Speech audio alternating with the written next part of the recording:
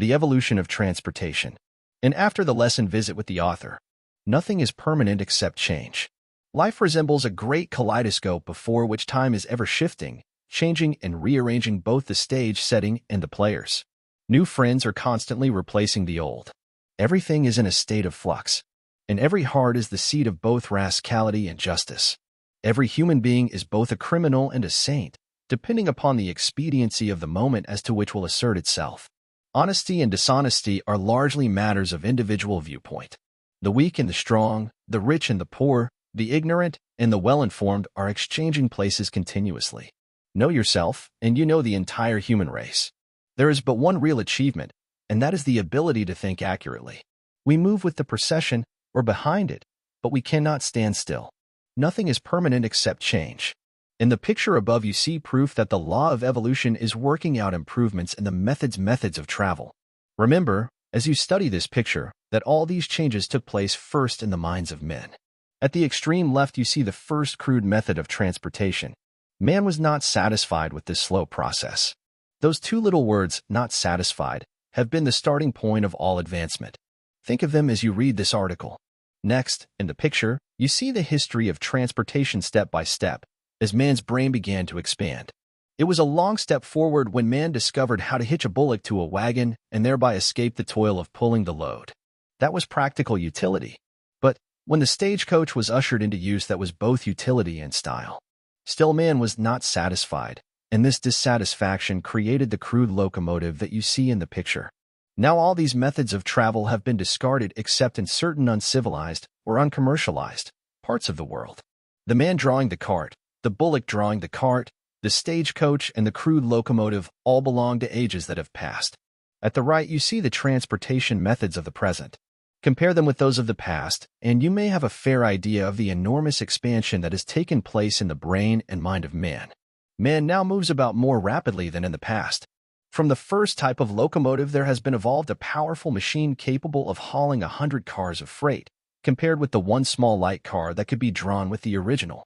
Automobiles that travel at the speed of 75 miles an hour are now as common as were the two-wheel carts in ages past. Moreover, they are within the means of all who want them. And still man's mind was not satisfied. Travel on the earth was too slow. Turning his eyes upward, he watched the birds soaring high in the elements and became determined to excel them. Study, also, the word determined, for whatever man becomes determined to do, man does. Within the brief period of 15 years, man has mastered the air and now travels in the airplane at the rate of 150 miles an hour. Not only has man made the air carry him at amazingly rapid speed, but he has harnessed the ether and made it carry his words all the way around the earth in the fractional part of a second. We have been describing the past and the present.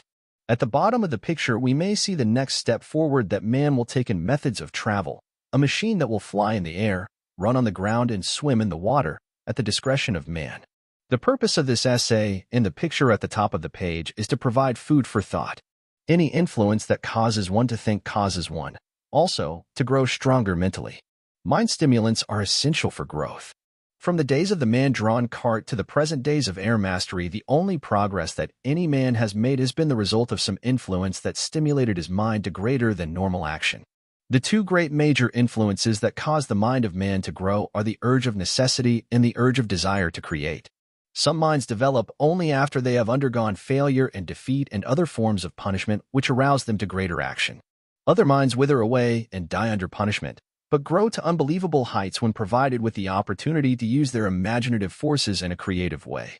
Study the picture of the evolution of transportation and you will observe one outstanding fact worth remembering, namely, that the whole story has been one of development and advancement that grew out of necessity. The entire period described in the picture as the past was one wherein the urge was that of necessity. In the period described in the picture above as the present, the urge has been a combination of both necessity and the desire to create. The period described as the future will be one in which the strong desire to create will be the sole urge that will drive man's mind on and on to heights as yet undreamed of. It is a long distance from the days of the man-drawn cart to the present, when man has harnessed the lightning of the clouds and made it turn machinery that will perform as much service in a minute as 10,000 men could perform in a day. But if the distance has been long, the development of man's mind has been correspondingly great, and that development has been sufficient to eventually do the work of the world with machines operated by nature's forces and not by man's muscles. The evolutionary changes in the methods of transportation have created other problems for man's mind to solve. The automobile drove man to build better roads and more of them. The automobile and the speedy locomotive, combined, have created dangerous crossings which claim thousands of lives annually. Man's mind must now respond to the urge of necessity and meet this emergency. Keep this essay and remember this prophecy. Within 5 years, every railroad crossing in the country will be amply protected against automobile accidents, and the automobile itself will manipulate the system that will do the protecting. A system that will be foolproof and effective. A system that will work whether the driver of the automobile is asleep or awake, drunk or sober. Come, now, for a brief glimpse at the machinery of the imagination of man, as it works under the stimulant of desire to create.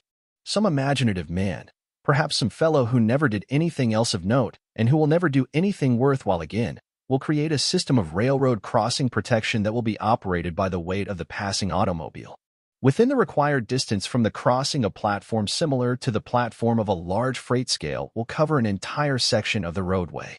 As soon as an automobile mounts this platform, the weight of the machine will lower a gate, ring a gong, and flash a red light in front of the motorist. The gate will rise in 1 minute, allowing the motorist to pass over the track, thus forcing him to stop, look, and listen. If you have a highly imaginative mind, you may be the one who will create this system and collect the royalties from its sale. To be practical, the imaginative mind should be always on the alert for ways and means of diverting waste motion and power into useful channels. Most automobiles are far too heavy in comparison with the load they carry. This weight can be utilized by making it provide the motorist with railroad crossing protection. Remember, the purpose of this essay is to give you merely the seed of suggestion, not the finished product of an invention ready to set up and render service. The value to you of this suggestion lies in the possibility of thought that you may devote to it, thereby developing and expanding your own mind. Study yourself and find out to which of the two great major urges to action your mind responds most naturally, the urge of necessity or the desire to create.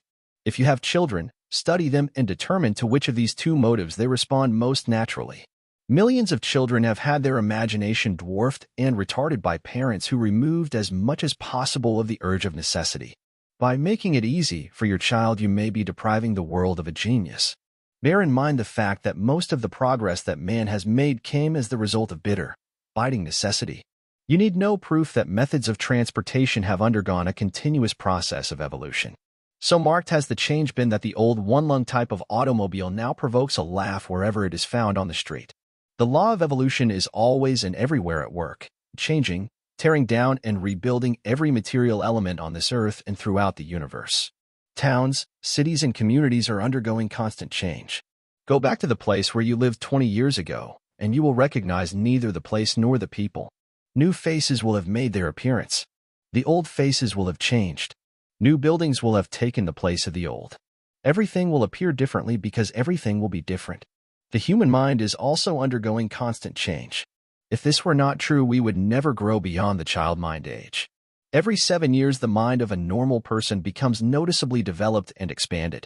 It is during these periodical changes of the mind that bad habits may be left off and better habits cultivated. Fortunate for the human being that his mind is undergoing a continuous process of orderly change. The mind that is driven by the urge of necessity, or out of love to create, develops more rapidly than does the mind that is never stimulated to greater action than that which is necessary for existence. The imaginative faculty of the human mind is the greatest piece of machinery ever created. Out of it has come every man-made machine and every man-made object. Back of the great industries and railroads and banking houses and commercial enterprises is the all-powerful force of imagination. Force your mind to think. Proceed by combining old ideas into new plans. Every great invention and every outstanding business or industrial achievement that you can name is, in final analysis, but the application of a combination of plans and ideas that have been used before in some other manner. Back of the beating hammer, by which the steel is wrought.